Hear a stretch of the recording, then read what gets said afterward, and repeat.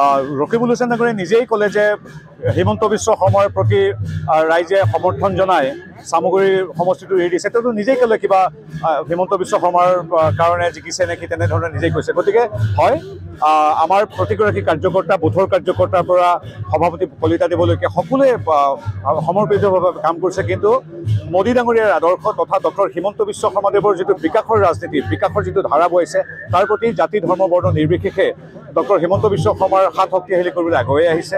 তো সেইকাৰণে আমি 5খনৰ ভিতৰত 5খন আসনেই লাভ কৰিছোঁ। বিশেষকৈ চামগুৰিখনো আমি সেইকাৰণে লাভ কৰিছোঁ। কোৱা হয় যে সংখ্যালঘুৱে ভোট নিদিয়ে, এনেধৰণৰ ভয় ভাবুকি ৰাজনীতি সদায় কংগ্ৰেছে কৰি আহিছিল আৰু বিজেপিৰ প্ৰতি সকলোৱে আজি সন্মান আৰু বিজেপিৰ প্ৰতি আশীৰ্বাদ প্ৰদৰ্শন কৰি সকলোৱে সমৰ্থন কৰিছে। গতিকে এটা আমাৰ জাতিটোৰ বাবে আচলতে শুভংবাদ। এতিয়া মানুহে মই ফেচবুকত দেখিছে যে চামগুৰিবাসীৰ যিটো স্বস্তিৰ নিশ্বাস পেলাইছে, কাজিৰঙাৰ গড়কেইটাও স্বস্তিৰ নিশ্বাস পেলাইছে, তেনেধৰণৰ কথাও আজি তাৰিখত মানুহে আলোচনা কৰিছে। গতিকে ককা নাতি ইত্যাদি বংশবাদী যিটো কৰিছিল সেই বস্তু মানুহে ভাল নাপায়। মোৰ এতিয়া তানজিল আমাৰ নিজৰ ভতিজাৰ দৰে, তেওঁৰ প্ৰতি মোৰ গভীৰ শুভেচ্ছা আছে। খুব ভাল হওক তেওঁলোকৰ, খুব ভাল হওক তেওঁলোকৰ, আৰু তেওঁৰ উঠি অহা যুৱক, তেওঁৰ উজ্জ্বল ভৱিষ্যত কামনা কৰিছোঁ। কিন্তু ৰকিবুল হুছেইন ডাঙৰীয়াই যিটো সন্ত্ৰাসৰ সৃষ্টি কৰিছিল সেই সন্ত্ৰাসটো ইতিমধ্যে ৰাইজে নৎসাত কৰিছে। আৰু এই কথা আপুনি প্ৰণিধানযোগ্য, এইখিনি মই উল্লেখ কৰাটো উচিত যে কেইদিনমানৰ আগতে আমাৰ কিছু সংবাদ মাধ্যম আৰু বাওঁপন্থীসকল তথা বিৰোধীয়ে এনেকুৱা এটা কৰিছিল যে গৌৰৱ গগৈয়ে আহি গোটেইখন তালফাল মানে হুলস্থুল লগাই গোটেই বেলেগ কৰি পেলালে। আনকি বহুতে বিহালীৰ ইলেকশ্যনটোক ৰেফাৰেণ্ডামো আখ্যা দিছিল। গৌৰৱ গগৈ নিজে কৈছিল যে যোৰহাট জিকিলেও এতিয়া বিহালীত বিজেপি শেষ হ'ব। কিন্তু গৌৰৱ গগৈৰ সবল নেতৃত্ব সদায় থাকক, মই ফুৰাটাক প্ৰাৰ্থনা জনাইছোঁ। যি সবল নেতৃত্বত ৰিপুণ বৰাই জিকিছিল 5খন আসন 14খনৰ ভিতৰত, গৌৰৱ গগৈৰ সবল নেতৃত্বৰ বাবে 3খনলৈ সীমিত আহিল, আমি জিকিলোঁ 11খন। ৰিপুণ বৰা ভূপেন বৰাহঁতৰ নেতৃত্বত বিগত বিধানসভা নিৰ্বাচনত আমি পাইছিলোঁ 76, 77, তেওঁলোকে পাইছিল 50। আৰু এতিয়া আমি পালোঁ 94, গৌৰৱ গগৈৰ সবল নেতৃত্বত সি হ'লগৈ 29।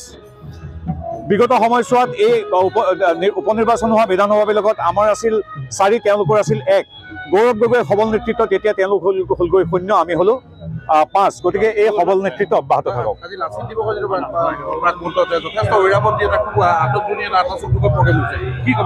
চাওক, আটাছৰ যুৱ নেতা আমাৰ মিলন তথা আমাৰ দেৱজিৎ হাতৰ সবল নেতৃত্বত স্থানীয় সমাজকৰ্মী সৰুজ দিহিঙীয়া ডাঙৰীয়াৰ ইয়াৰ সহযোগত আমাৰ স্থানীয় ৰাইজে জাতি ধৰ্ম বৰ্ণ নিৰ্বিশেষে আহোমুখ সমন্বিত প্ৰতিটো সম্প্ৰদায় আহি হাতে হাত ধৰি ইয়াত এটা বিশাল আয়োজন কৰিছে আটাছুৱে। আমাৰ কুলীন কোঠাসকলক তথা মহাবীৰ লাচিত বৰফুকনক আজি 402 বছৰীয়া এই জয়ন্তীত স্মৰণ কৰিছে এটা বিশাল শোভাযাত্ৰাৰে, অন্যান্য সাংস্কৃতিক শৈক্ষিক অনুষ্ঠানেৰে। গতিকে এটা খুব সুন্দৰ অনুষ্ঠান। আৰু এই মঞ্চতে ইতিমধ্যে ডক্টৰ হিমন্ত বিশ্ব শৰ্মাদেৱকো আমি ধন্যবাদ জনাইছোঁ। আমাৰ লাচিতৰ এই সত্তাটোক ৰাষ্ট্ৰীয় আন্তঃৰাষ্ট্ৰীয় প্ৰেক্ষাপটলৈ আমাৰ প্ৰসাৰ আৰু প্ৰচাৰ কৰাৰ বাবে।